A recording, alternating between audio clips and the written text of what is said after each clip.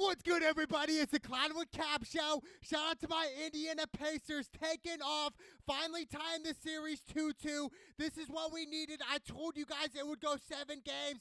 I think this is going to be a legendary matchup. We already know the history of Indiana versus the New York Knicks. I love it. Finally, Tyrese Halliburton finally steps up after a long, really drought in the playoffs. I mean, this guy's an all-star. This guy's playing on the U.S. Olympic team this year, and he's putting up single-digit playoff numbers. It's like, bro, he's got to turn around, and he finally did in Game 4. 20 points, 4 for 10 from the three-point line. Then you have T.J. McConnell, 15 points, 10 assists off the bench. T.J. McConnell single-handedly is their, bread and butter, their heart of their team, their grit. That's what they need. They need someone that's going to dive on the ball. That's somebody that's going to go the extra mile, and that's T.J. McConnell. He's going to go the extra mile regardless. And then you got Obi Toppin, 14 points. Miles Turner, 13 points and 5 boards in Game 4. I just think Miles Turner, if he really played angry, he could literally ball out. He could literally score 25-plus points a game and 20 boards if he was mean and angry, but he doesn't play like that. Miles Turner's more of a finesse type of player, which, okay, I get that, but it's like, come on, bro. He can literally be doing 25 and 20 every night, dude. He has so much talent, but I just think sometimes Miles Turner just, I don't know, sometimes takes the easy way out sometimes. It's like, bro, man up on these guys. Bully these guys. When you get the ball down in the paint, I want you to back them down and bully them and literally dunk on them every time or hit a little 10-foot jumper right there. It's so easy for Miles Turner, but he makes it so difficult. But the Indiana ran right through the Knicks, 121-89, but at the end of the day, it's tied up 2-2, and really the Pacers should have had Game 1. This series should be 3-1 Indiana right now. That's how close this series has been. Jalen Brunson looks banged up, only 18 points in Game 4, 0 from 5 from the three-point line. And then you got Devinchenko, only 7 points, 1 from 6 from the three-point line. That's crazy. He's going to come back. DeMonte, he's going to come back on that. OG, that's going to be interesting. Is he going to be available after the hamstring injury? I think he had a Game 2. The Knicks are really suffering from him. They need him back in the lineup. I don't think he's going to be ready for Game 5. And whoever wins Game 5 is really probably going to win this series. If Indy wins Game 5, they go back to Indiana for Game 6, and I think Indy wins in 6, but the Knicks win tonight, which I think they will. Indy wins Game 6, Game 7 in New York. It's going to be iconic. That's how I see this series going, but for Jalen Brunson, really a slump game. I understand, hey, it's just one game at a time, but the Knicks, really, they look banged up, and they look like they're really fatigued. And it's like, bro, you guys should not be fatigued already. I understand it's really late, deep in the season. You're deep somewhat in the playoffs right now. It's like, man, they just look devastated.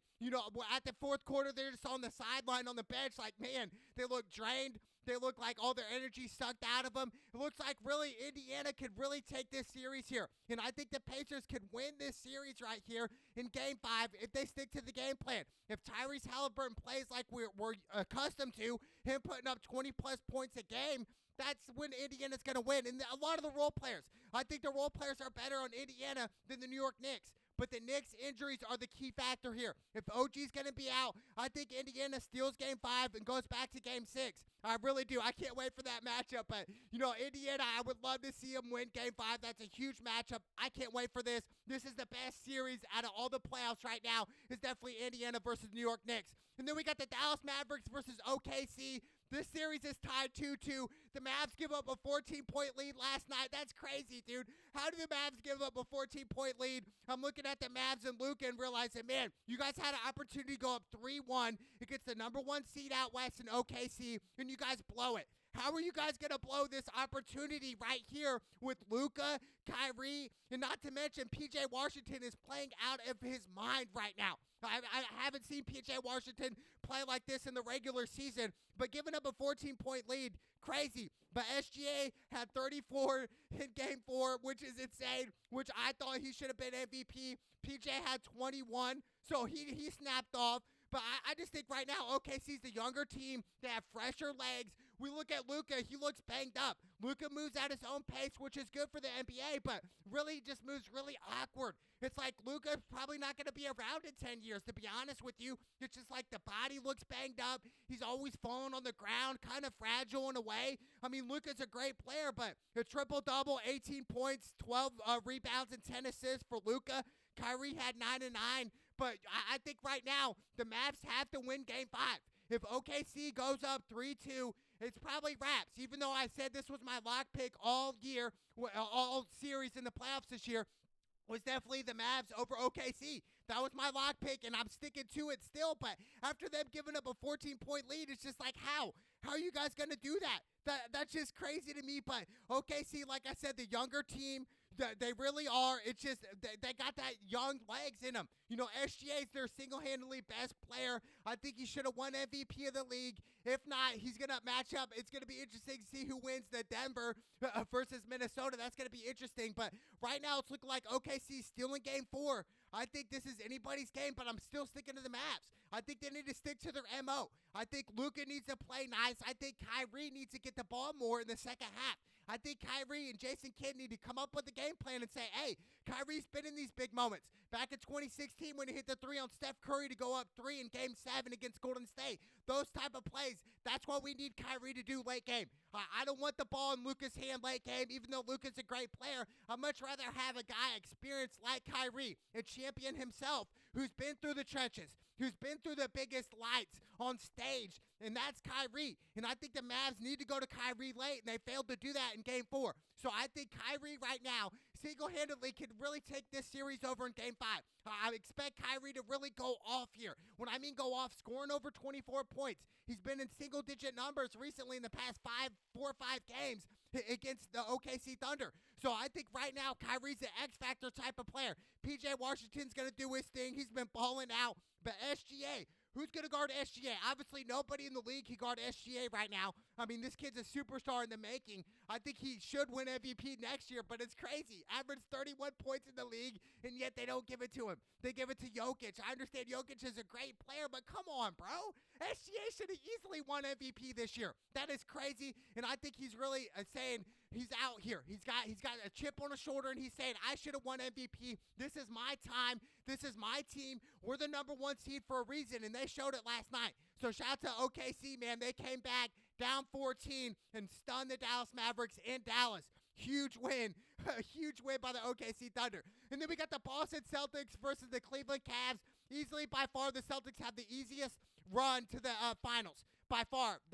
As long as I existed, they have the easiest run I've ever seen, dude. Boston Celtics, really, they're not going to win it, dude. They just don't. Even though Tatum has been going crazy, he really has the past couple games, 33 points in each game, which is nice, right? We look at Tatum and realize these are the type of games that Tatum has to have. I mean, what? You know, a lot of people want to criticize Tatum. Even I have in the playoffs, but back-to-back 33-point games. Tatum's here to play. And Jaylen Brown, he stepped up in Game 4. He balled out as well. He did his own thing, 27 points and 8 assists. But Drew Holiday, 16 points. Nobody talks about Drew Holiday. What a pickup. Coming from the Milwaukee Bucks to Boston, that was a huge pickup by the Boston Celtics. Derek White's been in a slump the last couple games, but I realized that Boston Celtics, they just don't got it. You know, Derek White was banged up, left the game early. I just think Celtics, whoever they match up in the championship in the NBA Finals out west, they're going to lose. They're probably going to lose in 5 or 6 games, probably 6 games. I just don't see the Boston Celtics really winning the NBA title this year. National championship, NBA title, I just don't. We look at Boston, they're just repertoire, how they conduct themselves, how they're just MO, they're just whole mojo, dude. Their vibes are off. They're just chemistry. The team chemistry's off. It just is, dude. I don't really know how to explain the Boston Celtics. They have a great roster. Absolutely. Pritchard coming off the bench, 11 points off the bench. But I'm looking at Al Horford. He's washed up. Only 6 points, dude. 0 for 4. Why is he even shooting 4 3-pointers, dude? Al Horford, dude, you should not shoot a 3-pointer. I understand in the past you hit a couple big 3-pointers, but come on, bro. You're way past your prime. You've been in the league way too long. Al Horford is definitely their weakness, dude. They are missing Porzingis 100%.